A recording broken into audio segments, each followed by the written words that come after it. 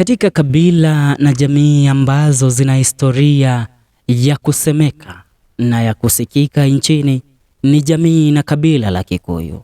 Aswa, ukija kupata kufanya uchunguzi kuhusiana na chimbuko la kabila hili, mengi hutokea na mengi husemwa, aswa kuhusiana na jinsi ambavyo Wakikuyu waliweza kufika na kuweza kuishi katika eneo la Mlima Kenya.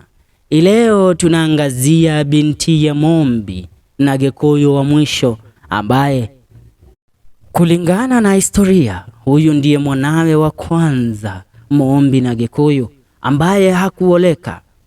Kumbuka historia ya Kikuyu inatuarifu kabila la Kikuyu lilitokana na uhusiano baina ya Gikuyu na Mumbi. Hawa walikuwa ndio watu wa kwanza kuumbwa na Mwenyezi Mungu. Akiumbwa wa kwanza alikuwa ni Gikuyu, akiumbwa na Ngai.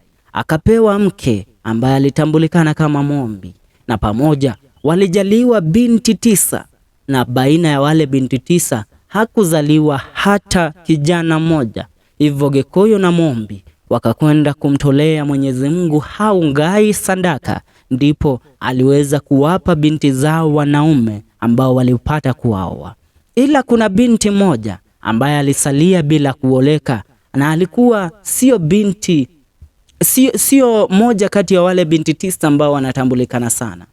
Alikuwa ni mtoto wa 10 na kitinda mimba katika familia ya Gikuyu na Mumbi. Alitambulikana kama Wamuyu. Ileo mtaniruhusu ni bandili dimi kidogo ndipo niwape historia, ama nikisema kwa lugha ya Kikuyu, omothe niye gutumira rũthiomi rwitũ rwa Gikuyu kana rũthiomi rwa Kiingereza ndimuhe rũgano rwa mwari wa Mumbi na Gikuyu wa hikumi uria wĩkene ta Wamuyu. Wamuyu, the unmarried 10th daughter of Gikuyu and Mumbi. Wamuyu aka Waregia aka Wanjogo was the Gikuyu daughter of Mumbi, who according to legend didn't marry. Now, in regards to the written history, this is the reason why Wamuyu didn't marry. According to the existing myths of the tribe of Gikuyu and Mumbi, the first parents of the tribe bore 9 plus 1 daughters and no sons. This was at their home at Mukurwe wa Nyagadaga in Murang'a. Gikuyu then prayed to God, and God asked him to make a burnt offering of a goat under the Mukuyu tree and return in the morning. On return the following morning, he found 9 young men waiting, whom he took to his daughters, and each took one for a husband. These 9 went on to establish what are the cornerstones of the tribe of Gikuyu, the 9 plus 1 clans. The clans are 9 with the feel, not because Wamuyu's clan, the Isakamoyu, was the feel, but because the Gikuyu do not count their offspring exactly for fear they might perish. The myth is not clear whether there were actually 9 young men or 10. Remember, the Gikuyu will not count exact numbers of people, livestock due to superstition. So it is not at all clear whether Wamuyu refused to marry because there was no husband for her, or because she had to wait, as some people who tell the myth say that she was too young to marry. I'm a great fan of folk tales and myths, and I have come to understand that most of them contain a very powerful meaning once deconstructed. Take the story we are reading today in regards to Wamuyu, the last standing daughter and the 10th daughter of Gikuyu and Mumbi. The girl Wamuyu, as she has been called, rather than being an outcast as some people have suggested, was probably the most beloved, the most caring, and possibly the richest of the 10 daughters of Mumbi, as she would have inherited Gikuyu's property. That is why, even being single, she is recognized as the mother of a full clan in its own right, the Aishakamoyo. From her life, we might conclude that women owning and inheriting property was a fact from the beginning of time. It was overturned only later. Now, the phenomenon of a single mother, motherish, not an African or a misfortune as it is insinuated by some people, it was a fully recognized status by Gikuyu himself, the founder of the Kikuyu community. Ukipata kuangalia na uweze kuelewa. Now, there is a certain story that I want to read.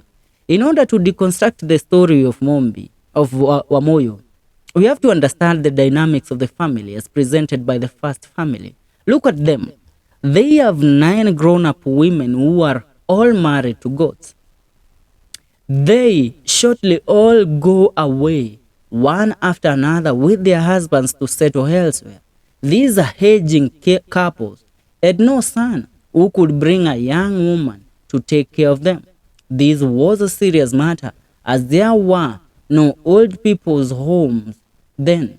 One of the girls, certainly the one who either loved them more than she loved herself, or was favored of the father and mother, must have decided to hell with the good of her husband and decided to stay and take care of the aging couple. This girl, Wamuyu, as she has been called, rather than being an outcast as some people have suggested, was probably the most beloved. Now, you have understood that in regards to myths and how it has been explained in the books of history, Wamuyu decided not to get married. Being the last-born daughter of Gikuyu and Mumbi, decided that I'm not going to leave my father Gikuyu and Mumbi because my siblings have all gotten their spouses and they have decided to move out of my father's home. Now, it's either me, I decide to take care of my family, to take care of my dad and my mom. So it's a myth that supports that it was not a must for a woman to be married in the Kikuyu community. And they had property because it is believed that everything, even the cows, the goats, and everything that was accumulated by Gikuyu and Mumbi, after they died, they gave everything to their last-born daughter Wamuyu, who had to inherit her father's property because she decided to take care of her parents. Historia ina mambo mengi. Ni mengi yameandikwa kuhusiana na bintiye Gikuyu na Mumbi wa mwisho. Kumbuka wale ambao wanasemekana sana katika jamii ya Kikuyu ni binti zake Gikuyu na Mumbi ambao walikuwa binti 9, na hao wanatajwa kuwa wao ndio walianzisha jamii na kabila la Kikuyu. Nikitaja majina yao, inaaminika waliishi nyumbani kwao Mukurwe Wanyagathaga ambao boma lao lipo kule Murang'a. Now, it regards the daughters of Mumbi, as we refer to them, daughters of Mumbi, au ndio the cornerstone of the Kikuyu community. The daughters of Mumbi include, maana wanatajwa sana katika vitabu vya historia, nataka tuweze kuwataja. Kuna yule ambaye alitambulikana kama Wamboi, kuna Wamboi, kuna Washuka. Kuna kama jina Wamboi linatokana na wa kwanza alikuwa ni Wanjiru, wa pili akifuata ni Wamboi, watatu Njeri, Wanjiko, Nyambura, Wairimu, Waithera, Wangare and Wangoi. But no sons were born by Gikuyu and Mumbi. So they had to pray that the sons came as a miracle, as we are told. So right now, nataka kulingana na jinsi ambavyo umeelewa hii story. Unajua tulifanya story fulani juzi kuhusiana na Gikuyu and linking the Kikuyu community to the lost 10 tribes of Israel. Na watu wametoa maoni yao tofauti pale kwenye comment section, wengine wakisema sijui stories za jaba. But truth be told, after we do our research, we always find different artifacts that confirms that our stories are correct. So try and understand the story of Wamuyu, the last born daughter and the 10th daughter of Gikuyu and Mumbi that was never married, and the reason why she never got married. Leave your comment on the comment section. See you in the next one. Hii ni FM Show KE. Kipindi hewani kinaitwa Did You Know, ama ukipenda The Drums of History. Mimi niite FK.